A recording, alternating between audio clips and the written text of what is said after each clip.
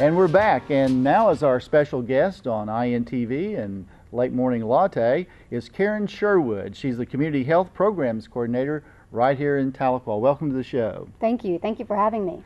We've been talking about a little bit of health care today here in the Tahlequah area, and also in particular about flu. So here we are again talking a little more about the flu season that's already started here in Tahlequah in the area. So why don't you share with us just a little bit about steps that we might use to protect ourselves from acquiring the flu bug? Something we all need to think about is how to protect ourselves. The vaccine, you need to get vaccinated. We recommend, CDC recommends, and the health department recommends vaccination. But until those vaccines are available in our community and you can get in and get that vaccine, you can protect yourself. That's what we really want to send home, is there are simple things that your mom and dad or grandma may have taught you, which is wash your hands. I know it sounds very basic, very simple, but wash your hands. And it's got to be with soap and water. And a great way to teach little kids about how to wash their hands is the soap and water, and how long they need to is sing 2 happy birthday songs. So maybe it's, happy birthday to me, and you sing it twice. Or 2 rounds of ABCs. If they have gone 2 rounds of the ABCs, washing their hands with soap and water, they have got the germs, and they have got all the germs off that they need to. So that's a fun way to teach the kids and get them involved in protecting themselves. Another way is cover your cough and sneeze. The old way used to be is achoo, and then you would go touch people or touch things or touch cups. No longer is that the recommendation. Cover your cough, cover your sneeze into the crook of your arm or into your shoulder. So that's what else we're teaching our kids. And so that's another great way of protecting themselves. So a lot of new information out there that's a little bit different than what we've experienced and practiced in the past, trying to head off the spread, the continuing spreading of the flu and influenza here in the area. On those precautions, what else might they be thinking about as far as their activity level once they have they've come down with the flu, they've been in contact with their doctor? What's the next step? Yes, well, just to keep in mind, if there's flu symptoms or there's flu-like symptoms going around in the school, one school, great example, was they did doorknob duty. So they had, I think it was Woodall, they implemented doorknob duty, and every kid wanted out of class to do doorknob duty, and they did it every hour on the hour. Buses are cleaning now, making sure that kids, if they've been on the bus, they're sanitizing them every night. If you do all of these precautions taken and trying to protect yourself, if they do come down or they start feeling bad, we need to keep our kids or keep people home and away from Reese's and Walmart and all of your stores. So what would those symptoms be typically for the flu? Symptoms for the flu are just like for whether seasonal or H1N1, it's the same. It's temperatures 100 degrees or above.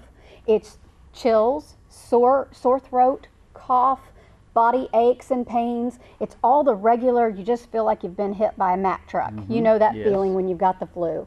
And so any of those symptoms, on severe cases, you may see diarrhea or vomiting. And so what we've got to do is, we always used to be told, go see your doctor. Let your doctor see treat you and get you better. It's no longer go see your doctor, it's call your doctor. Because if we've got all of this that is spreading with in our community, we don't want to sit in a doctor's office or an emergency room and expose everyone else. So call your doctor, tell them the age of the child or the person that is experiencing these symptoms, tell them the symptoms and how long it's been going on, and let that doctor or that physician treat you. If they're mild, they may not even test you or want you to come in. They may just prescribe rest and fluids and stay home. More severe cases, and we're hearing in doctor's office that they will have them come in a back door. So that way they're not exposing the entire area or their staff. Test them and then send them home. So there's a lot of common sense to the containment of Yeah. flu. There's a certain amount of flu that's going to be out there. Influenza is going to be around the community for a while, but it's just common sense approach to how we can not isolate it, but try to make sure that we don't spread it any more than we normally would. I know on campus, excuse me, at NSU, we've adopted a program where those students, and we do have some that have come down with the flu, that they're asked to go then on to their dorm room or their apartment. They have assistants or people that are assigned to them to make sure, as kind of their neighbor, to make sure they have fluids and food available and medicines if they're prescribed, so they don't have to get out of their dorm room or their apartment. And I think that's one way that the community can respond and help, and their neighbors and their friends, whether it's a citizen that's within the community next door, an apartment, a house, whatever, a schoolmate, to make sure they're looked after during the illness and not spread it. Absolutely, and that's a great example of, we all know the flu is here. We all know we need to take precautions, but you're taking it one step forward, and you're making it very proactive for the NSU students, and we can do that in the community as well. Great example. Well, I think there's a lot of opportunity for us to step up as citizens and members of the village to make sure we help each other. We're also going to provide you with links, website links across the screen here to connect you if you have further questions or concerns with the CDC Center and also with the State Department of Health. And the local phone number for the regional or counties served here by the Tahlequah office will be 456-8826.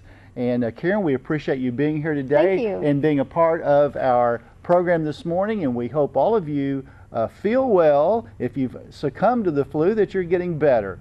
Drink the fluids, stay inside, get that temperature down, and take a little time for some extra rest. Absolutely, you've got it. Hey, thanks for joining us today, and we hope to have you back along with Linda later in the season, and we'll do an update on our flu report. Wonderful. We'll be right back.